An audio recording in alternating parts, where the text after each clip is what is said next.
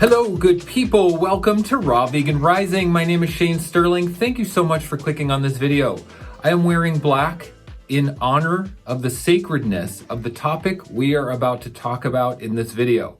I'm also wearing my top hat that I've had for many decades of my life. This is a soul piece. This is a juju piece for me. One day I was walking downtown here in my local town, and somebody walked up to me on the street that I had never met, and they handed me this top hat and said, "Here, I think this is your hat." And I said, "You know what? I think you're right. How much do you want for it?" He said, $20. I walked over to the bank teller. I got out $20, handed it to him, and I've had it with me ever since. Now, I've worn this hat extensively, day in and day out, for many decades of my life, and I've adorned it with some things. Let me give you a tour of my top hat.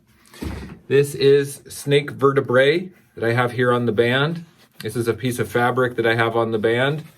And on the back, I have a black fabric rose, a vintage black fabric rose.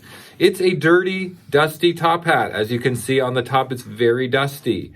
I've kept it in its original condition, in its wildly dusty condition, because it's a soul piece, and it's going to give context for the story I'm about to tell you about how I received my magic wand, a true magic wand, a real magic wand.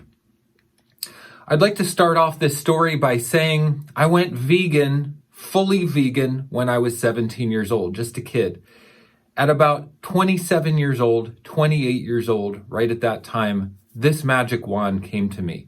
And I will say, I'm certain beyond a reasonable doubt that 10 years being vegan played a huge part in my ability to connect to my inner divine guidance in order for this part of myself to reawaken, for me to get a sign in the physical dimension of who I truly am on a soul level, and to get a piece, a physical thing, my magic wand that represents my archetypal magician, the wizard, the magician, and the shaman that I feel like I truly am. A remembrance of who I am that spans lifetimes.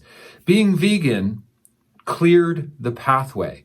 I highly recommend to anyone listening to this message who's interested in seeing this magic wand, understanding magic in this physical dimension, that being plant-based is essential for our higher intuition and the cellular matrix of our body to connect with the divine. We have to stay off of meat, milk, and eggs, and ideally processed foods, artificial flavors, colorings, preservatives, anything artificial, and toxins and chemicals. I was living a very pure lifestyle when my magic wand came to me.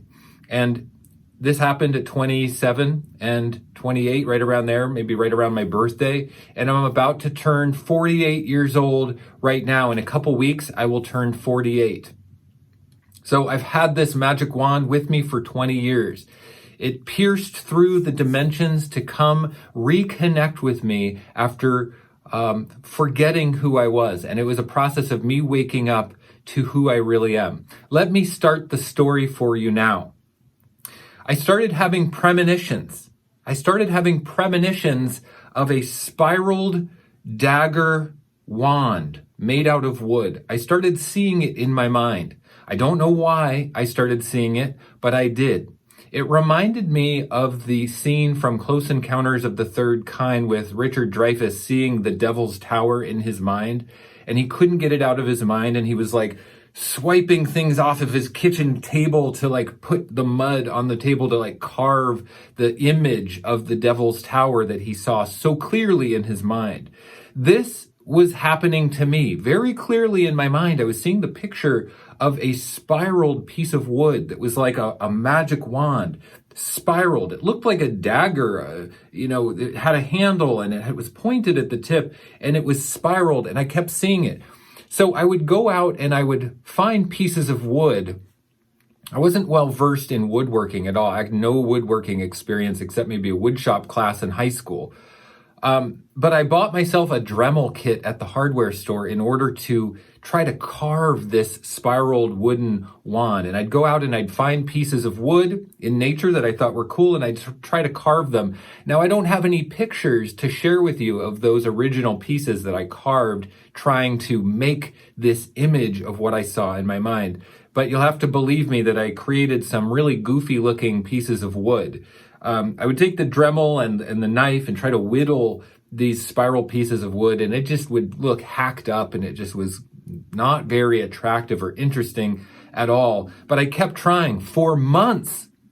This was going on for about 3 months, and I was going out into the woods looking for pieces of wood that would exemplify what I was searching for, what I was feeling in my intuition and in my calling. Now, I'm someone who's always been in tune with my intuition. Okay, this hat came to me when I was about 24, 25 years old on the street. The magician archetype, the top hat, it suits me. I've always had that magician archetype. So I knew I needed to listen to this feeling, this image, this calling to find this magic wand.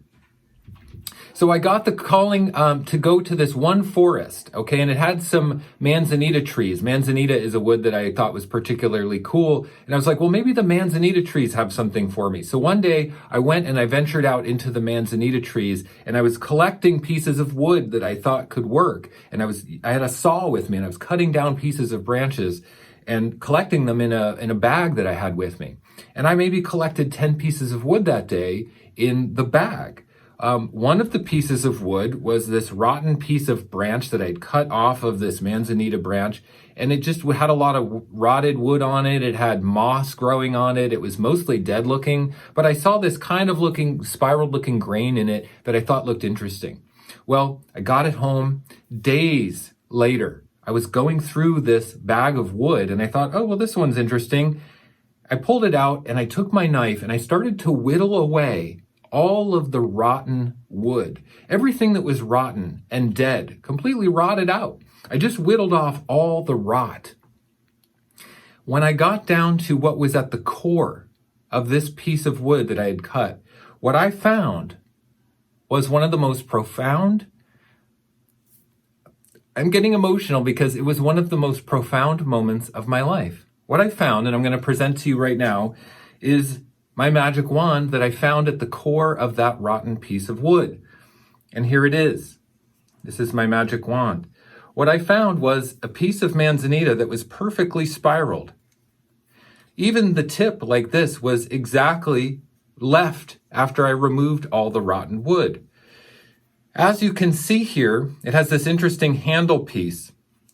And when I put my hand here, I don't know if I can show you, when I put my hand here, it perfectly fits with my thumb in the crook, and I can't explain to you how perfectly this fits the human hand. It's hard to describe how perfectly it fits the hand, and the thumb fits in the crook. Now, what was absolutely fascinating to me was I saw it like this. It looked like a serpent. It looked like a coiled serpent with the eye here, and there was a knot right here. There were actually a few knots.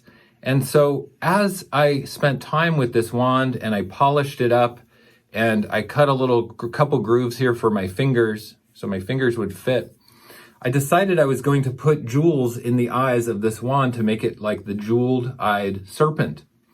So I went to my local vintage store and I bought some plain Swarovski crystals to put in here, and I glued them in. So I put in a red and a green and a blue, kind of like the hologram.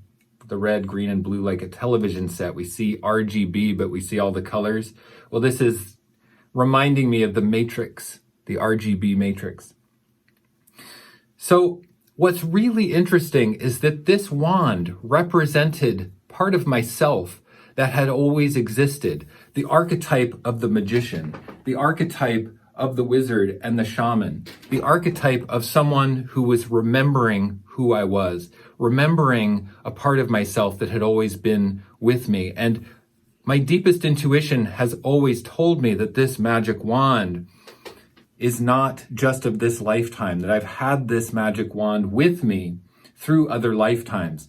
I don't know a lot about reincarnation, what most people know, but I do know that possessing this magic wand, having this come to me and experiencing the process of uncovering this image, it was so psychedelic for me. It was so morphing of the dimensions and the realities that I I know definitively that I've had this magic wand with me before in previous incarnations, maybe not on this planet. This is something that comes with me through the dimensions. And in this lifetime, it came to me at the age of about 27 or 28, after 10 years of being vegan, on my path, on my mission to explore the nature of reality, experience the divine nature of reality, and not take things too literally.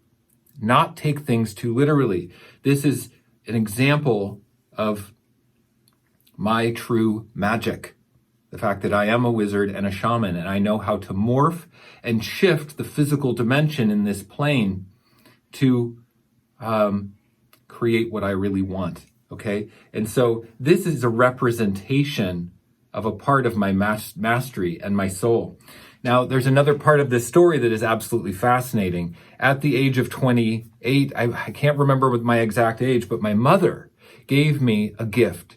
She gave me a gift that was something her best friend carved for me when she was pregnant with me. Before I was born, my mother's best friend gave her this. This is a sterling silver heart with a serpent wrapped around the heart. And it's carved around the back of the heart, and it comes around the front. The tail is right here, and the head of the serpent is right here. I don't know if you can see, but it has a jeweled eye, and it has a crown at the top with a jewel in it. The eye here on this side is missing the jewel. It's been lost. This is, of course, carved in probably 1972. And so this is very old. I was born in 1973. What's absolutely fascinating to me and mind-blowing to me is this was a gift to me from someone I never met. I never met my mother's best friend. I've never met him. But he carved this for me, and it obviously speaks to my soul. A jeweled serpent wrapped around a sterling silver heart, carved out of, I believe, mahogany, perhaps. I'm not sure exactly what this wood is. Now, the jeweled eye of the serpent here, I received this gift from my mother after I had made the jeweled eye of the serpent magic wand. That shows to me that I have a soul signature that is of this divine serpent energy. I'm not sure. Also, when my first daughter was born, I got my tattoos. And my tattoos, I developed this image myself to look like the scales of the belly of the snake. So the serpent energy is strong with me. Of course, it was gifted to me when I was in the womb. My magic wand is in the image of a coiled, spiraled serpent that represents the power of who I truly am through the eons and the ages. And even though I'm incarnated in this body now, in this time, in this way, my magic, my power is eternal, and it comes with me no matter where I am. The archetype of the magician is part of who I am. The top hat being given to me on the street, the serpent coming to me in an image that I couldn't get out of my head, my magic wand, the gift carved for me in the womb of the jeweled-eyed serpent. These all represent to me that reality is pliable, it's morphable. We all have this ability and this potential. I wanted to share this message with you because it's powerful. And for one, it's because I've been plant-based for many decades of my life. It's imperative that we uplift all life on this planet, that we don't eat the animals, that we protect them. It's imperative that we treat our body with the highest level of respect, because this is a sacred temple. This is a sacred experience. This is a sacred vessel that my soul fills up. Okay, and I'm reminded of that through my magic wand. I am reminded of that through the gifts that have come to me through my lifetime. It's imperative that we are of a high vibration. We eat high vibrational foods. We live in a high vibrational accountability to ourselves. We love ourselves. We bring the magic into ourselves. We all have access to this divine part of ourselves. And I want you to know that you have it too. Look, I'm dedicated to helping people find this empowerment within themselves. If you want mentorship and guidance about how to find this for yourself, I have my group coaching program, Raw Vegan Heroes. You could join and come around it, be part of it, get support from me, because what I talk about, what I help my members with, what I help people with in my coaching services, how I really bring this support to other people is realizing that they have it within themselves. We all have it within ourselves. So it's in you. How do you bring it forth? How do you let down the story of who you've become to become who you truly are? How do you morph out of these limitations to express this soul signature of who you are? My archetype is the magician, obviously. My magic wand, my top hat. My archetype is the magician. What's your archetype? What is the divine archetype that you were born with with a signature stamped on your heart by God? You have it within you, and I am here to help you find it. Okay? We've got to be plant-based. We've got to eat high raw living foods. I've been 100% raw for 3 years now, and I feel like I'm just beginning. I feel like this is just the beginning of how I can truly help people on this planet. I now, at 48 years old, 20 years after my magic wand has come to me, I am now ready to step into my legacy work and help others on planet Earth find the empowerment and the sacredness in their life. This is my duty. This is my mission. This is my calling. This is what I am put here to do.